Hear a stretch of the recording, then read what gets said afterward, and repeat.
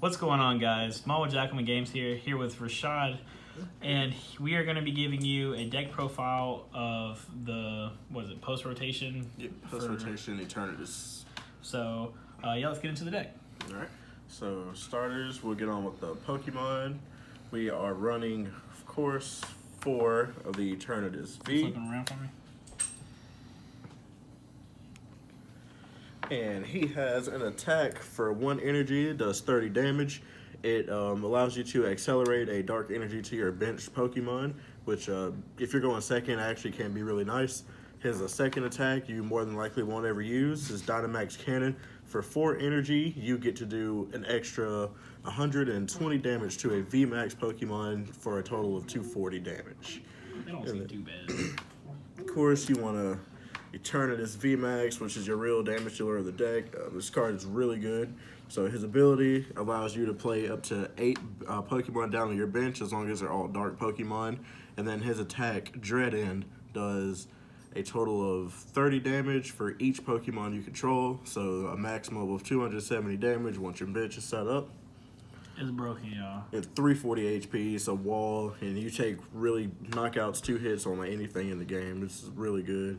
Then supporting cards, of course, you're going to play the 4 Crobat. Since you're able to just keep benching Pokemon, this is going to be your main consistency in your deck. You're going to be drawing cards every turn, so you're always going to be getting what you need to there. And then on with the other basic My favorite Pokemon. card in the deck. Galarian Zigzagoon. This card helps you with your math. It lets you hit numbers on like Big Charms, Cape of Toughness, Heat Fire Energy, that type of thing. It helps you get your numbers there, so you're able to take those easy KOs on anything.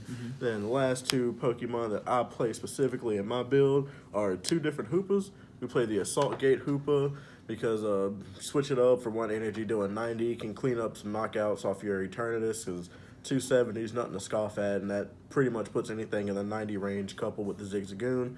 And then Hoopa, the one that has Evil Admonition.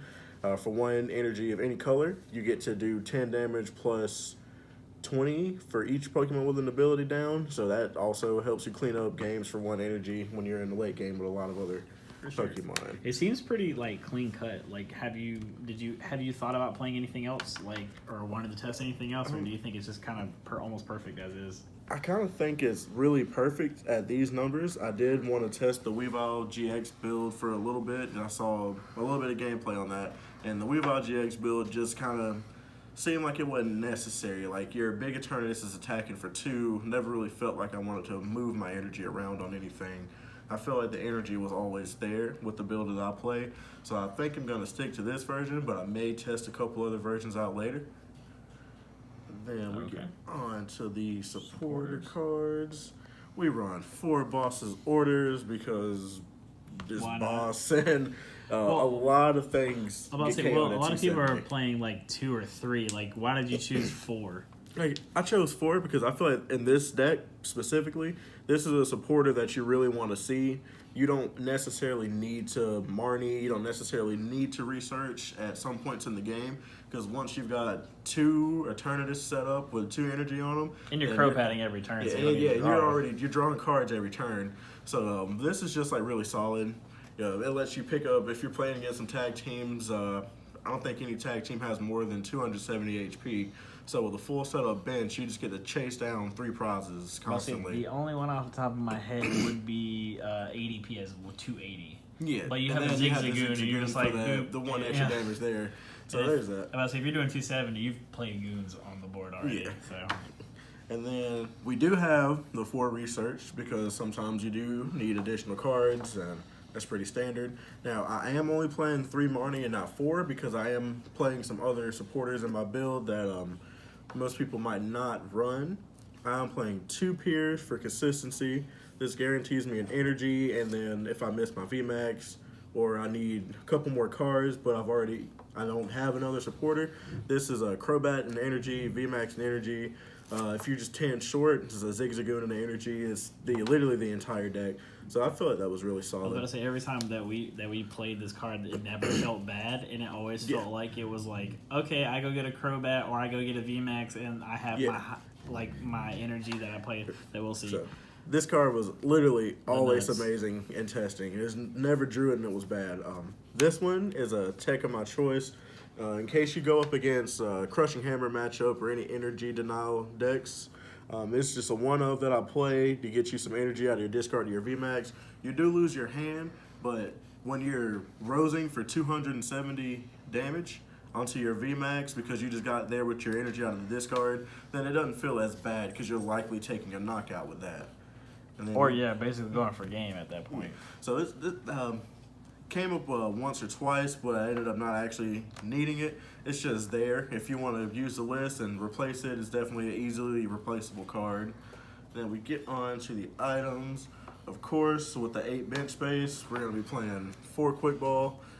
This searches almost your entire deck. It doesn't get you your VMAX, but it'll get you there. This gets you Crobats if you're missing a Crobat, Zigzagoons if you need damage, if you need to clean something up with a Hoopa. It just gets literally your entire deck out for you, basically. Then that's going to go coupled with the Pokemon Communication. This is another card that goes great coupled with Quick Ball, because you can Quick Ball, say, a Zigzagoon that you didn't actually need, but you just needed a Pokemon, and then you get the Communication, and then you put that away to get your VMAX if you're short of your VMAX. It's just another way to add consistency to your Pokemon lineup. Or another Crobat. Yeah, or another Crobat. And then, of course, we play the 4 scoop up that because This card's butt needs to be banned. most of your deck can be scooped up, actually, if you're playing against damage spread and they're close to KOing one of your Zigzagoons or one of your Hoopas, then you actually get to just pick them up and remove the damage. But also, this helps a lot with bigger HP Pokemon in your Zigzagoons. So it makes it to where you don't need to have several Zigzagoons. You can have 1 or 2 and just a couple of these instead of slamming a bunch of them down. So that definitely helps there with your math and your numbers. And then I am only playing 3 Switch and not 4. The reason being, I do play Hiding Darkness Energy, and that's another way to basically retreat for free. So I did cut down to 3 Switch instead of 4. Again, if you're a 4 Switch person, you can easily cut the rows out of the deck to make up for that. I'm about to say also Piers, like you playing Piers, you can search Hiding Energy and play it, and it's basically a switch regardless. There's other ways. So I just feel like it wasn't really necessary at 4. I've in testing, I haven't actually wanted a 4th one, but I don't know. Your locals could be different, or you might want to try different builds. And then of course we play the 1 reset stamp because you do give up 3 prizes when your VMAX is KO'd, and then if they boss up a Crobat, that's another 2 prizes. So it's just a 1 card. It's never bad. Now, the stadium that I play of my choice is actually the Power Plant, because there are a lot of decks, almost every single deck other than Eternatus is playing GX Pokemon in some form or fashion. Whether it be a Mewtwo and Mew tag team, the Dedenne GX. So everybody's playing like a standard either 2 Dedenne or 1 Crobat, 1 Dedenne. Yeah.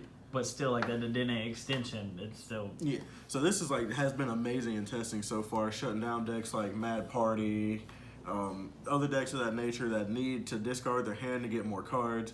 This has just been really good in testing with me so far. I know a lot of people do prefer the Viridian Forest. Some people prefer a Dark City and Black Market Prism Star combination, which those are good as well, but since I'm playing the Hiding Darkness Energy and switches, I didn't think I needed the Dark City in my deck, so I opted for 2 Power Plant instead, and this card has never felt bad to put on the field.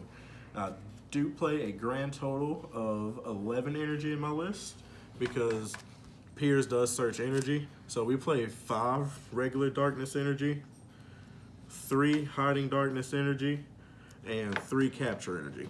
Man, that card's so good in this deck. This Capture Energy is insane. Being able to, no matter what basic you start, if you start a basic and a Capture Energy in hand, you get your Eternatus V guaranteed. We've had several games in testing where we started with a Zigzagoon and captured energy onto a Zigzagoon to drop an Eternatus V. And then the Zigzagoon's retreat cost is only 1. So if it does live through the next turn and you want to switch up to something else, you can easily just retreat and discard that 1 Capture Energy off. But this card has been amazing. It helps your math. If you haven't got there by drawing Pokemon on your bench, this puts another Pokemon on your bench late game. This is just great. So this is the build that we've been testing all around. It has done very amazing in testing. Obviously, you can optimize the build to your locals if your scene's different. This is just what we've been playing here, and it's worked great for us.